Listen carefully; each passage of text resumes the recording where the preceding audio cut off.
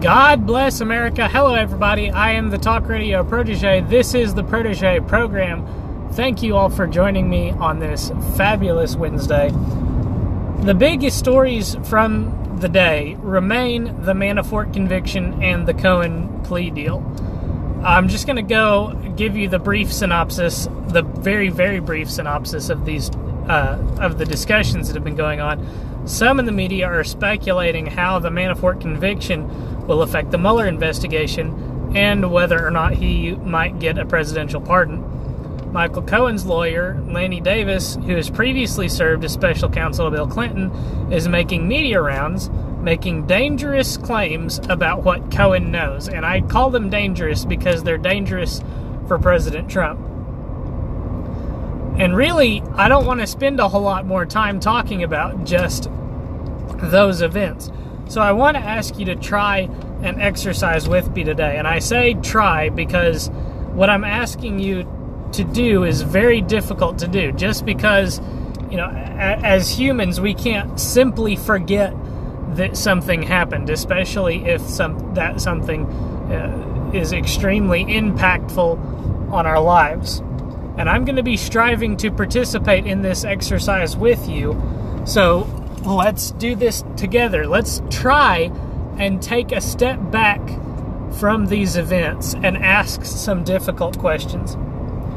Erase the names and the tribes from this scenario and ask yourself, do I want my president to do these things?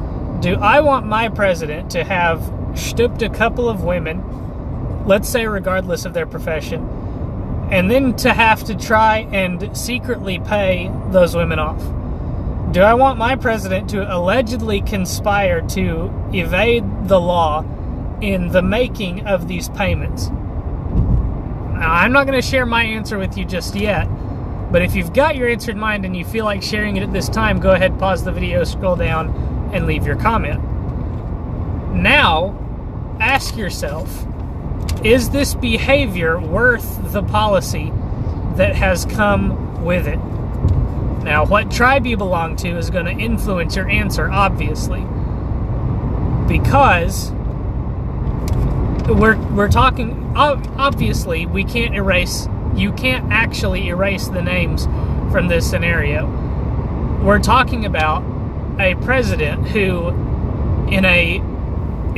in years gone by, decades ago, allegedly had affairs with women who were not his wife.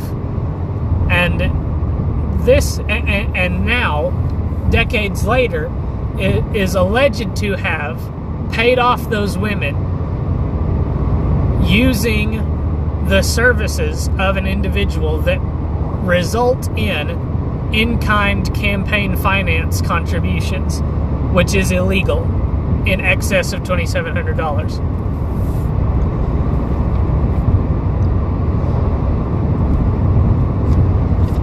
If you were to turn the situation around, ask these same questions about President Bill Clinton, who is alleged to have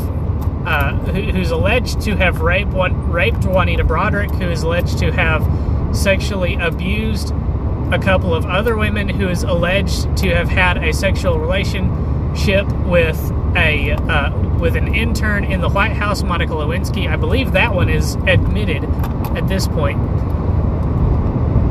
And at the time, when Bill Clinton was president, the Republicans in the House said, we don't want our president to act this way. And they moved on impeachment proceedings. And the Senate, I'm unsure who the Senate was under the control of, but the Senate decided, we don't really care, it's not that big of a deal to us. Now, at this moment in time, I think, we've got past the questions. I'll give you my opinion. If I had been given the choice in the 2016 presidential election between a pure and clean as the wind-driven snow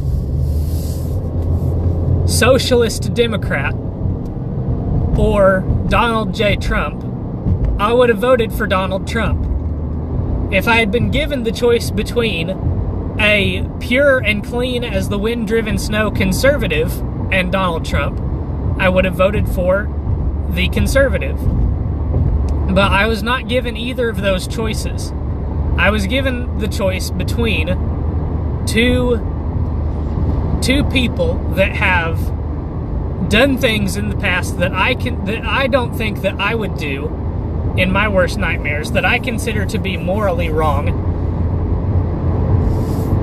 One person's, and so really you had this moral question that didn't exist. The moral question was, who do you think is the better person? And the answer was, well, neither of these people are spectacular specimens of human morality. They each had questionable things that they had done in the past. So the question was simply policy.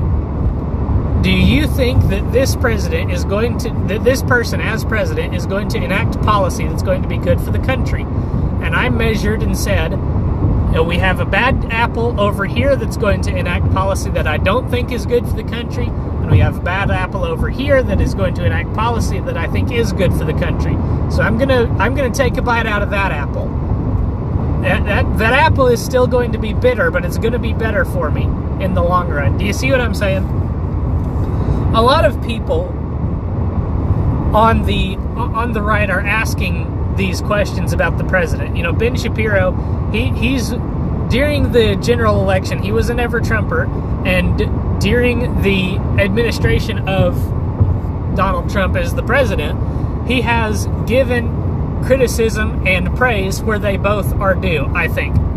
I think sometimes his criticism is a little bit extra harsh, but I think that's just from the fact that he doesn't have the fanboyish attitudes towards the president that other people have. And a couple of columns over at the Patriot Post are also talking about this, and I want to read them to you.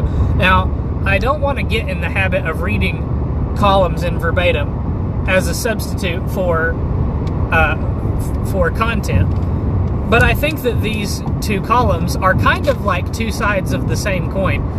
These two columns from where I'm standing are written by conservatives who both have concerns about the current president, but who have somewhat different outlooks based on the way things are going today. So I want to start with this one. It's by Nate Jackson, and it's titled Trump's Good, Bad, and Ugly Day. Now, I might skip over a little bit, but I'm probably going to be reading most of this. It's not too terribly long. In March, we issued a warning about President Donald Trump's salacious affairs with a porn star and a Playboy model a dozen years ago. Quote, a man's private morality does affect his ability to govern. At a bare minimum, the bad press is a distraction. At worst, it reveals a deep untrustworthiness that plays out in policy and personal decisions. Moreover, all the hush money and other legal wrangling over filings with porn stars could seriously jeopardize the president, end quote. Unfortunately, that warning proved all too prescient with yesterday's news about Michael Cohen and Paul Manafort. Now, don't get us wrong, Trump may not be a good man, but he's been a good president. He has, as Mark Alexander noted recently, dropped a bomb on the status quo in Washington, a desperately needed bomb. No wonder he's a target for destruction. As for Trump's lack of character, that was baked into the 2016 election cake. Voters knew exactly who they were electing, and that he was vastly preferable to a criminally corrupt swamp creature named Hillary Clinton. Moreover, as you recall, Bill Clinton had multiple accusations of rape and sexual assault, but Democrats rallied around him. Barack Obama lied about the murders of 4 Americans in Benghazi, and I would add, also had campaign finance violations against his own campaign that were fined by the Federal Election Commission, and Democrats rallied around him. Now Democrats are pretending to care about character. Yes, it's true, as David French argues, there's no universe that exists under which all the MAGA folks wouldn't be calling for Hillary's impeachment or resignation under similar facts. And I want to stop here and I want to make a comment. Now, it hasn't happened that a president is revealed to have committed campaign finance violations in the pursuit of covering up a sexual affair just yet. President Trump is paving the way, as far as living memory goes, paving the way, setting a precedent of how this is going to be handled in the future. Bill Clinton set a precedent that's on the same path as what's happening with Donald Trump right now. For better or for worse, the precedent is that sexual infidelity makes no differences as far as impeachment proceedings or worthiness, fitness for office goes.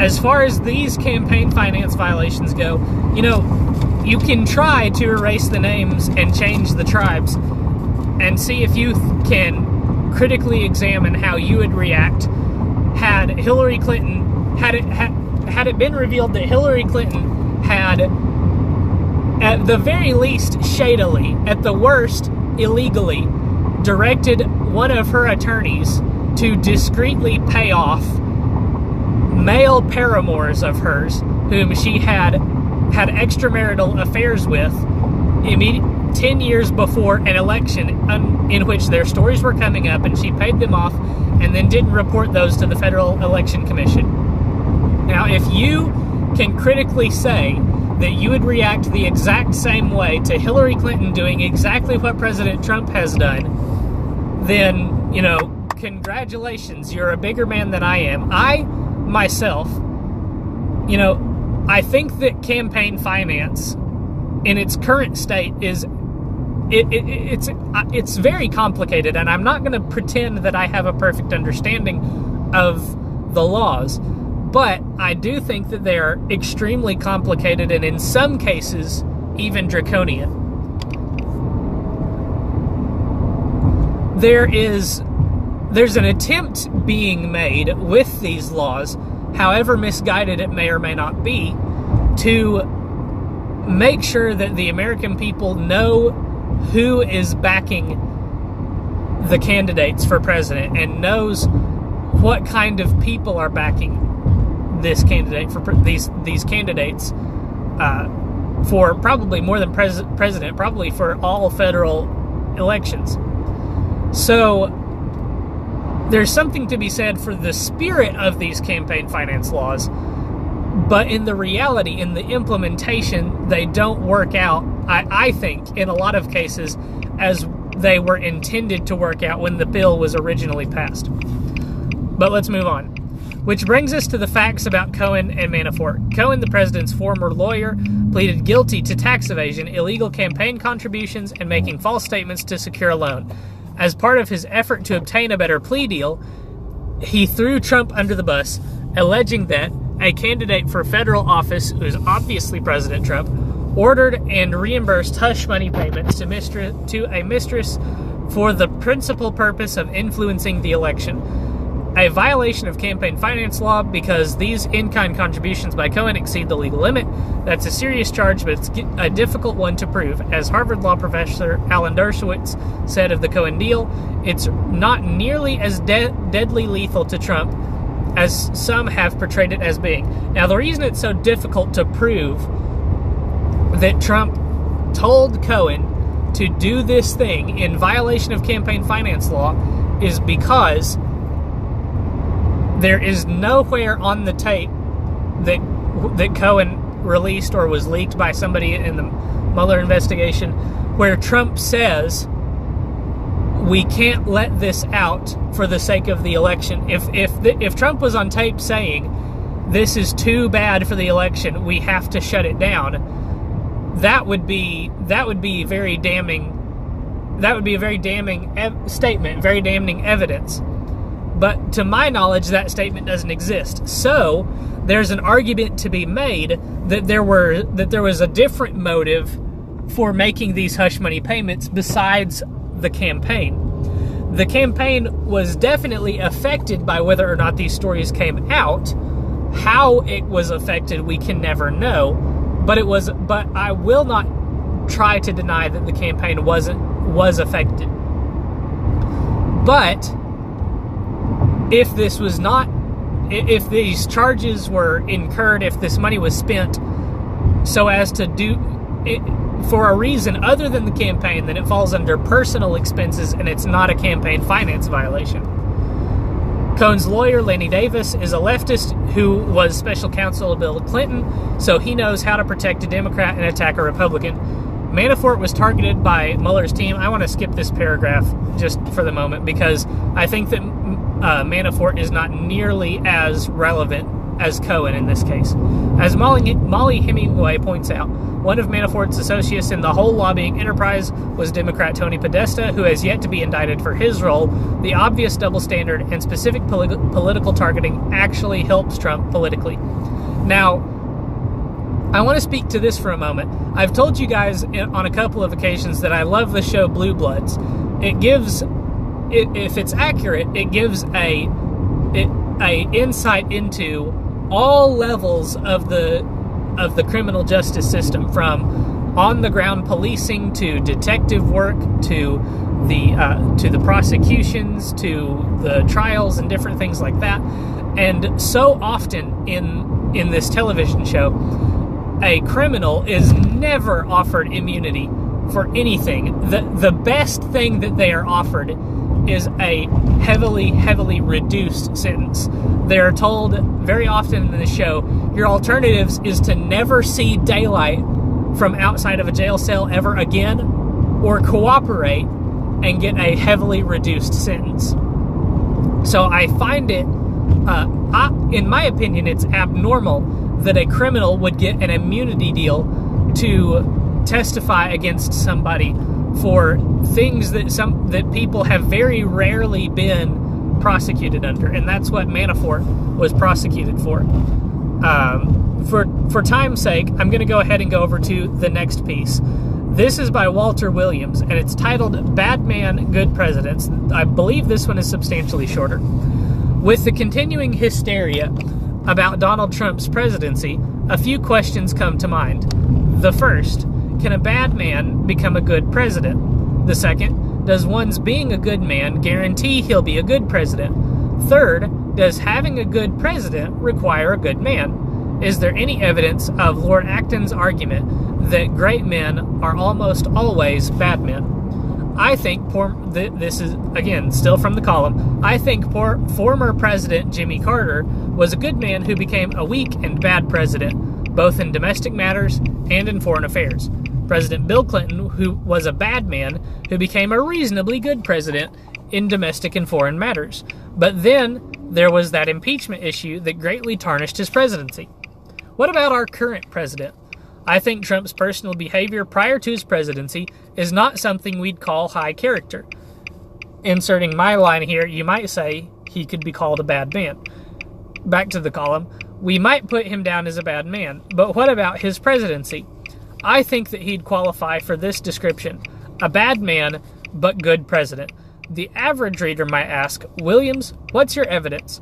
In a recent letter to me, Stephen Moore, a George Mason University graduate and distinguished visiting fellow for the Project for Economic Growth at the Heritage Foundation, put together a list of President Trump's achievements. I recognize the possibility that they will be seen as horrible, maybe treasonous, by the nation's leftists. Trump has appointed Neil Gorsuch and nominated Brett Kavanaugh to the U.S. Supreme Court. Both men have stellar judicial qualifications and a deep respect for the U.S. Constitution. In addition, lower court judges. Trump has shepherded through Congress the largest personal and corporate tax cut since the Reagan administration. His administration has created a 35% reduction in regulations. Those reductions, including the rollback of costly Environmental Protection Agency regulations, have led to the biggest energy boom in history, making the U.S. the world's number one energy producer, and thus ending our dependence on Middle Eastern oil producers. The Trump administration has ended the Obamacare mandate and reformed the very costly Dodd-Frank Wall Street Reform and Consumer Protection Act. Helping with these economic matters is free marketer Larry Kudlow, whom Trump appointed as director of the National Economic Council. As a result of the gross domestic product's growth spurt caused by tax cuts and deregulation, unemployment is less than 4%. Black unemployment is hovering at around an all-time low at 6.6%. In fact, it's estimated that there are 6 million more jobs than workers. Also on the domestic front, the Trump administration is trying to push through sweeping prison and sentencing reforms. Just on that paragraph alone, I think many people would say that Trump has been a great president. But the column goes on, and you can find it and continue reading if you would like to. I think I'm going to call it there for the sake of time. I've already done a lot more just reading than I usually like to do when it comes to these videos. So let me know what your thoughts are in the comments down below. Thank you so much for watching this video. I hope that you'll come back and join me for the next one. Leave a like if you did enjoy this video. Hit subscribe and hit the bell for notifications so that you don't miss future videos. I hope that you will come back and join me next time. Make sure that you check back tomorrow evening for a new report. Until then, good night and God bless.